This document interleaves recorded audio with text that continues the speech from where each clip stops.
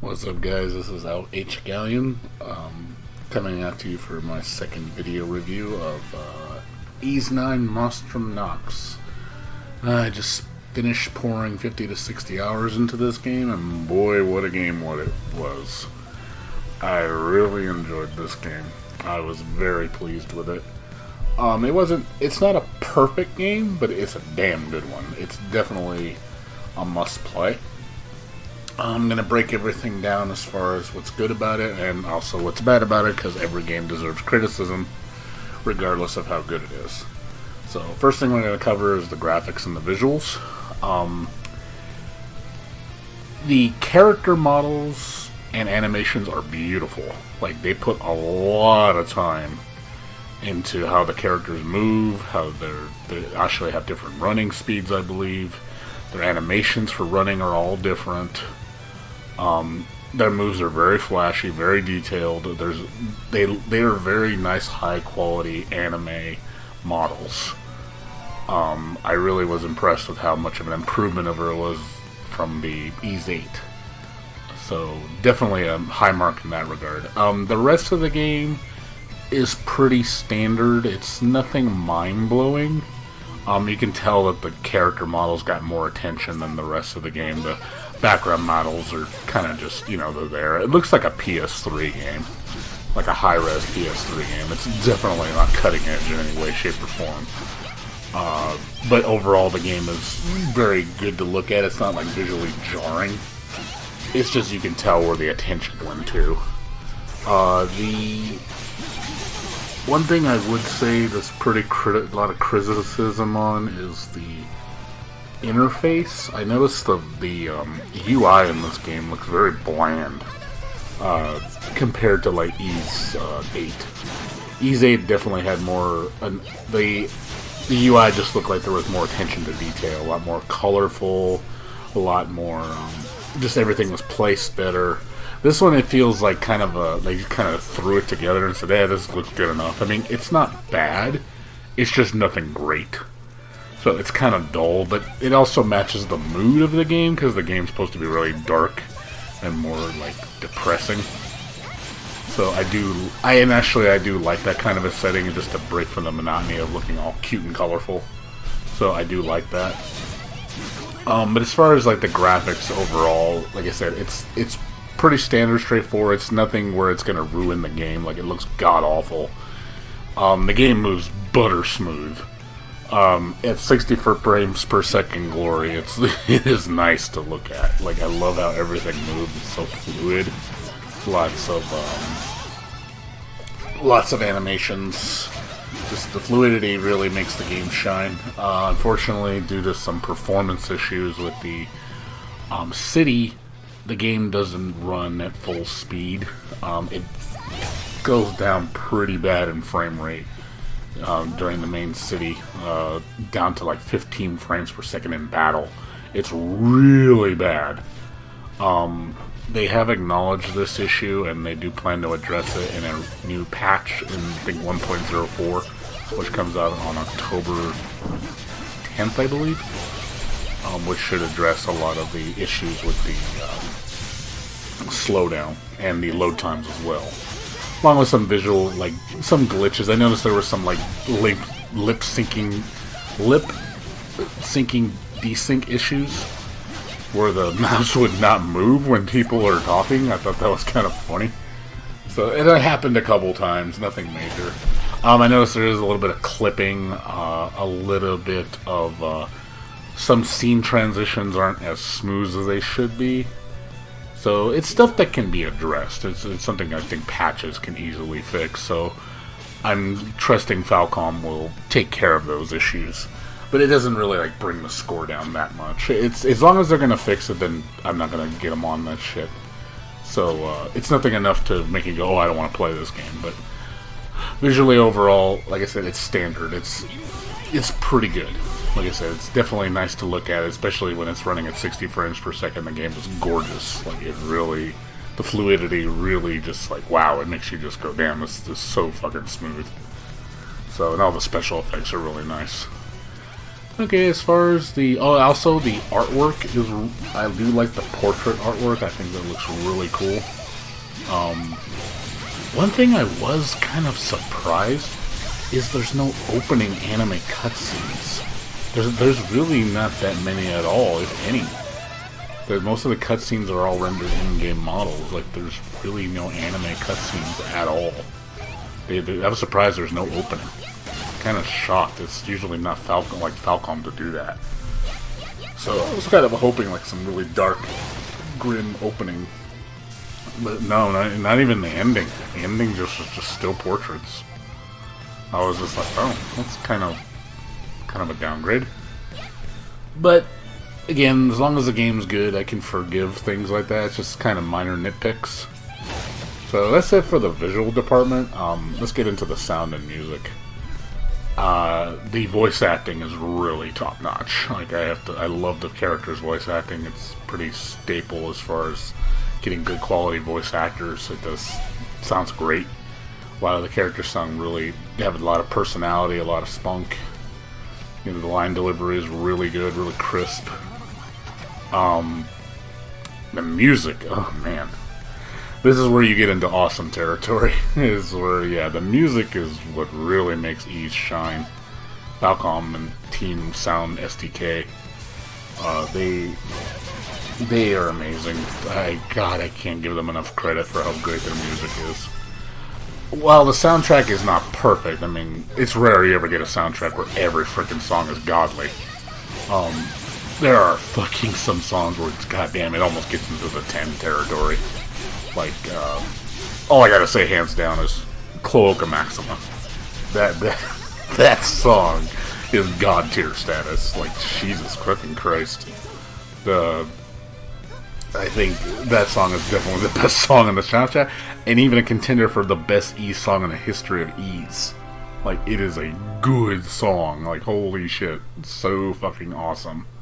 There's a couple songs that reach that level, almost that level. Particularly, I forgot it's the Tokyo Game Show trailer song. I forgot the name of that song, but it's in one of the later areas. That one's really nice too. There's some nice dungeon music sound. The first dungeon was really good. I like the real boss theme. I think it's boss theme 3, I believe, or 1. It's the one that plays the main boss, where you fight the big boss. That one's really intense. But there are a couple like tracks that are kind of just there. Surprisingly, the most disappointing track, which shocked me, was the last boss. There's two. You fight 3 last bosses. Well, technically 2. You fight one last boss, and then you fight another last boss with 2 forms. The first form boss, that song is really disappointing. Like, I really felt that song kind of just like, oh, it's really just there. It's not like horrible, but it's in comparison to the rest of the soundtrack, it stands out in a bad way. Like, it's like, yeah, this is the weak entry. That's kind of sad for an in-game boss song. It completely misses the mark, and I was like, whoa, that's not good. The second theme is much, much better. But it's like one of those things of, oh man, didn't end on a high note. That's for damn sure. Ended on a low note. So you kind of spent all your cards in the beginning, and then at the end it's like, oh, they kind of dropped off. So I do think, but the soundtrack overall is very good. I know a lot of people don't like Senga. He's like one of the main composers in this soundtrack. I personally think he did a really good job. There are some songs where I feel they're not as good. I wouldn't say they're like crap. They're just not like godly.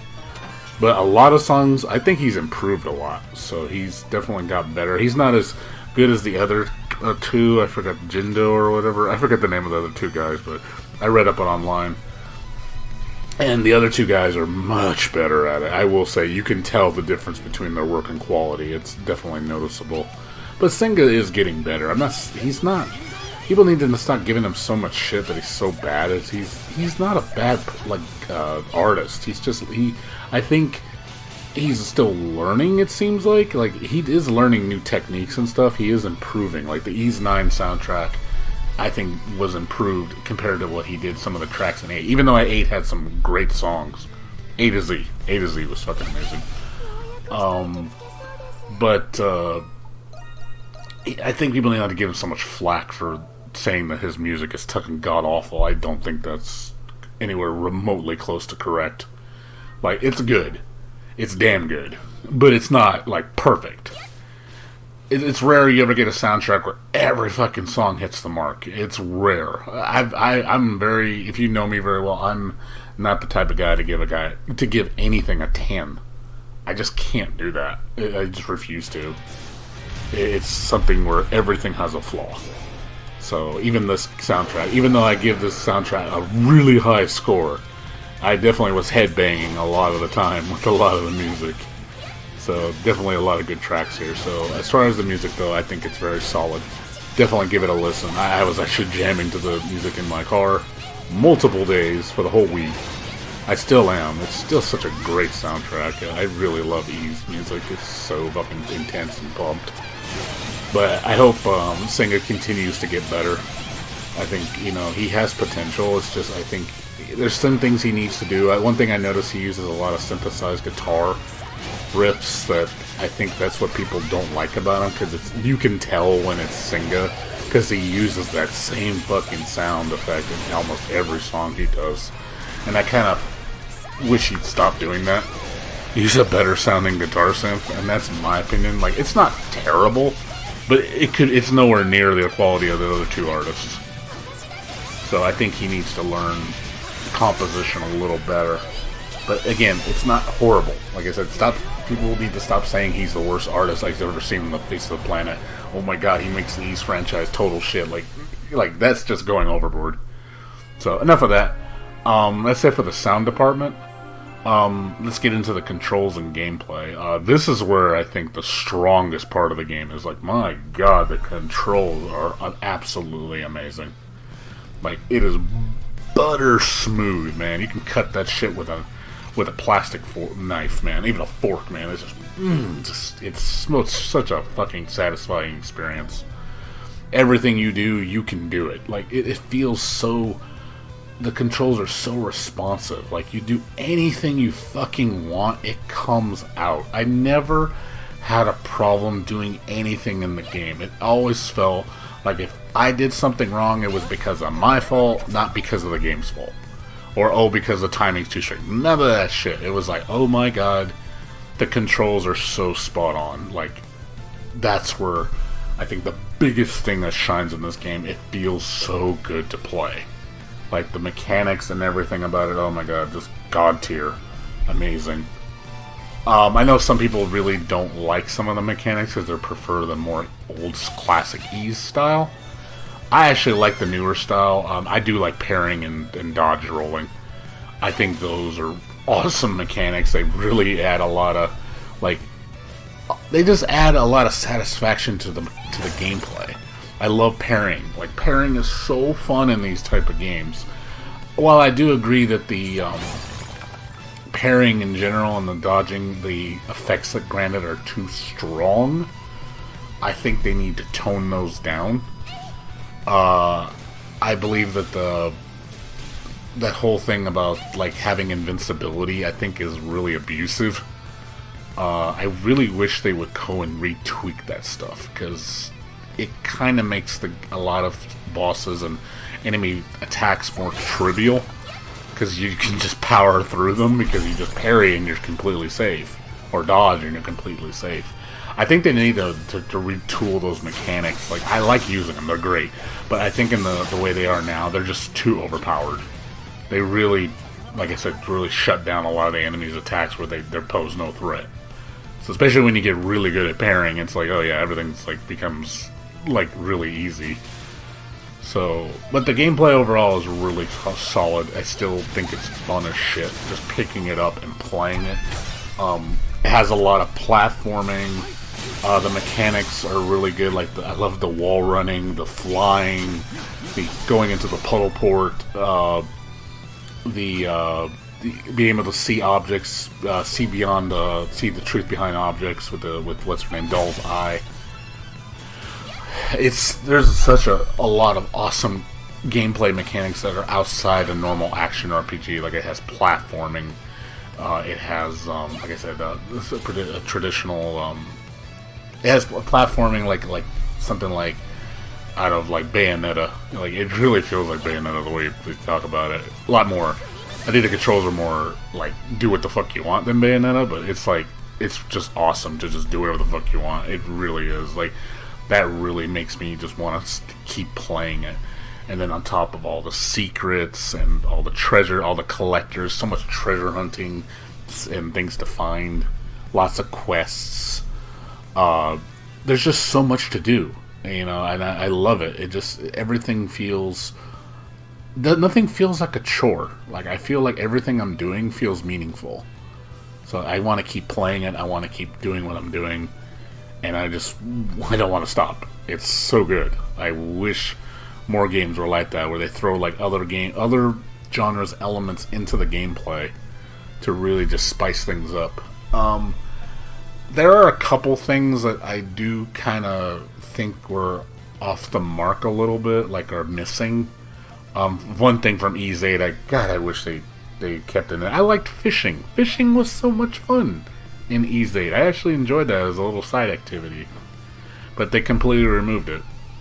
Like, I was like, okay, there's no fishing, so it's mostly just town quests, you know, kill monsters, do those, what do you call it, the Grimwall raids, which are basically like E8's tower defense raids, same shit.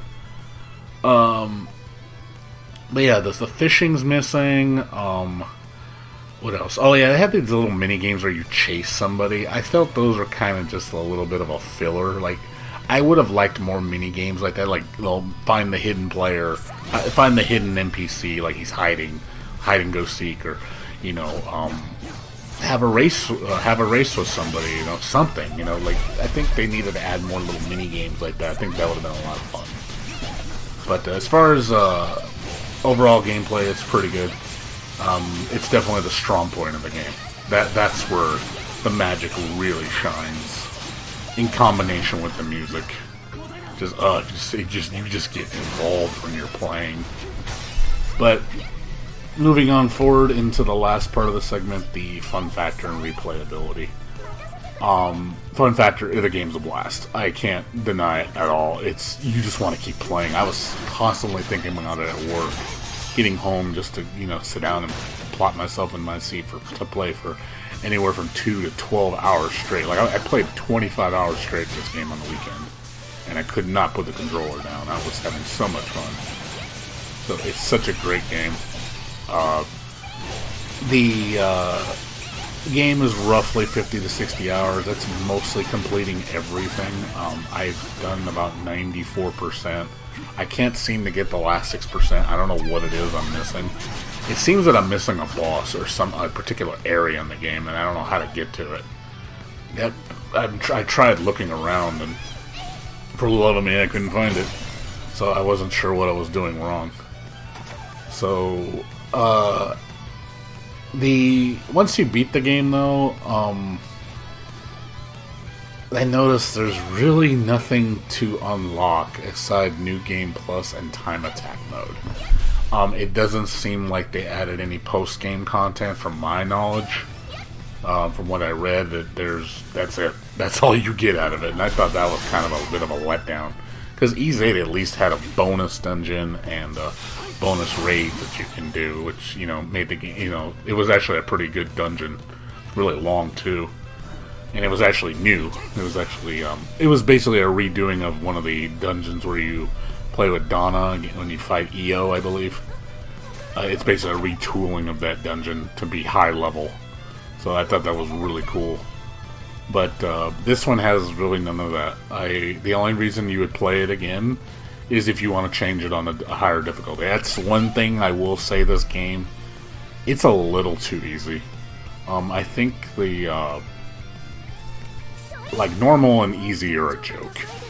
Like, it's not even remotely challenging on those difficulties unless you're really bad at video games. Play it on hard minimum. I recommend it.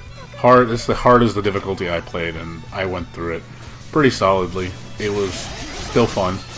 Some things were challenging. I'm probably going to come back to it again on Inferno. because I think the Inferno with the speed increase, I think it'll play a lot better. I'd probably try Inferno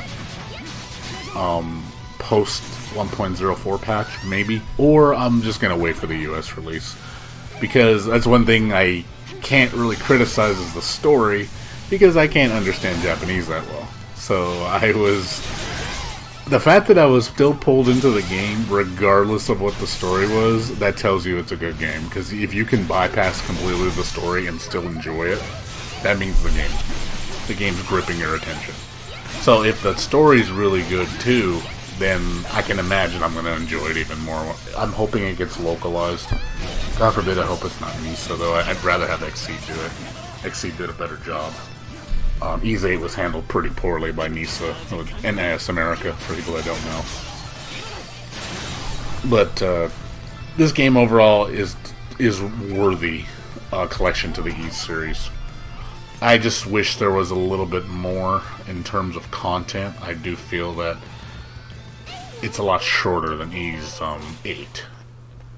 I really thought this game was going to be longer, because I think Ease 8, the first time I did it on hard, it took me about 80 hours to do 100%. This one only takes roughly about 60, at most, maybe 50. So it's definitely considerably shorter. But still a good experience nonetheless. It didn't feel too long, it didn't feel too short. It's just right. But I think a little extra would have been nice. Just to continue that tradition of adding extra stuff to go for. You know, I'd rather just, give us that like post-game content.